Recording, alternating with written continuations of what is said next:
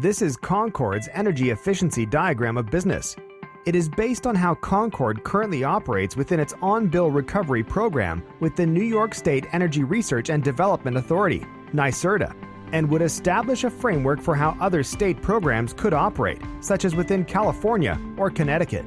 It is a high-level presentation of the integral pieces within the servicing relationship and a portrayal of the progression of activities performed by these various parties on behalf of a regulatory entity such as NYSERDA or the newly proposed regulatory agency in California.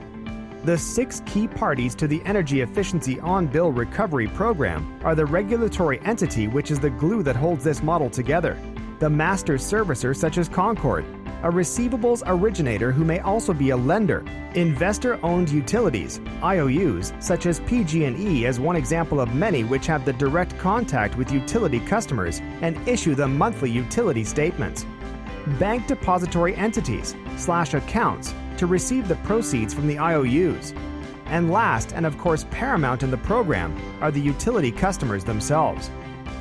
Besides these 6 key entities, a master servicer should provide reliable data protection and disaster recovery infrastructure.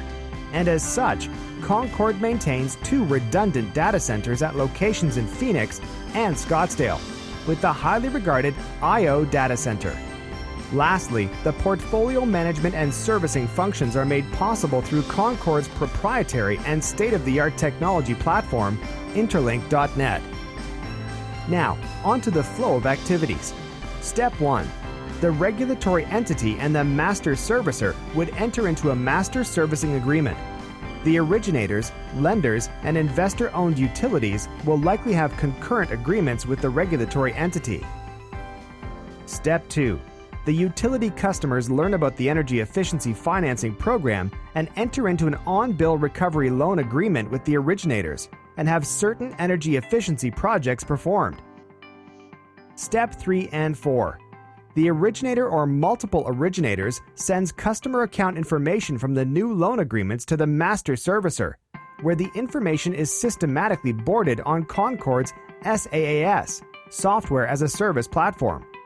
The receivables are boarded in segregated portfolios based on IOU, asset class such as residential or small business or multifamily, and/or by ultimate originator/lender pools to facilitate reconciliation and reporting.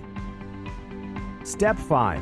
The master servicer, through its specialized portfolio segregation capability, sends the necessary customer account information, such as utility account number, payment amount, and original term, to the respective investor-owned utilities so that the IOU can add the loan installments to the customer's utility account.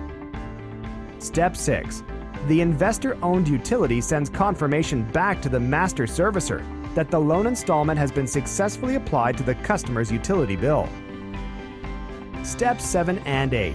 The investor-owned utilities then send monthly utility bills including the loan installment to the utility customer, and the utility customers are expected to remit monthly payments back to the IOU. Step 9.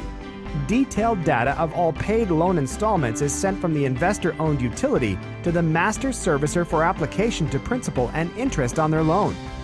Further, on some established schedule, the IOU will periodically send cash settlements that correspond to the amount of paid loan installments and to the master servicer or regulatory entity controlled bank accounts.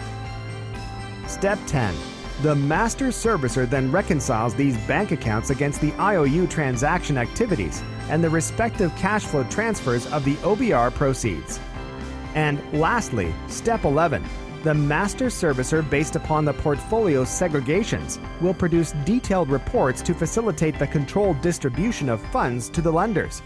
The ultimate distribution of proceeds to the lenders may then be performed by either the master servicer, the regulatory entity, or other designated party.